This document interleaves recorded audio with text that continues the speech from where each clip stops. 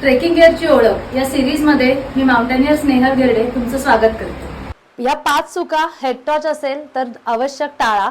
सगळ्यात पहिलं म्हणजे जेव्हा तुम्ही ट्रेकला जाता तेव्हा बॅटरीज आहेत का किंवा हेड टॉर्च नीट चालते का हे चेक आपण करत नाही आणि तशीच हेड टॉर्च घेऊन जातो आणि जेव्हा गरज असेल तेव्हा आपल्याला हेड टॉर्चचा योग्य फायदा मिळत नाही।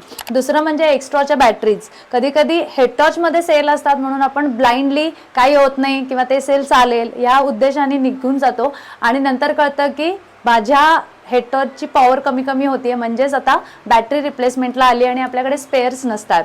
तिसरं महत्त्वाचं म्हणजे मुख्यतः पावसाळ्यासारख्या वातावरणामध्ये आपण आणलेली हेड टॉर्च तशीच ठेवून देतो, तर ती स्वच्छ करणं, कोरडी करणं हे अत्यंत गरजेचं आहे। असं नाही केलं तर हेड टॉर्चच्या आतल्या बाजूला गंज लागू शकतो आणि ती निकामी होऊ शकते।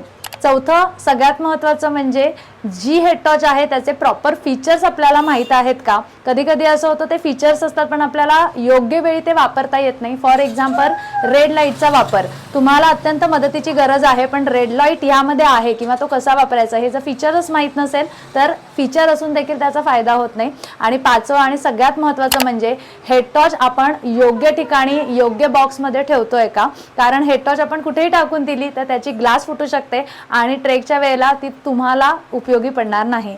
अशा ट्रेकिंग रिलेटेड योग्य वस्तू आणि त्याचं मार्गदर्शन मिळवण्यासाठी निगडीमधील आमच्या जी ट्राईब ॲडव्हेंचर या शॉपला आवश्यक भेट द्या।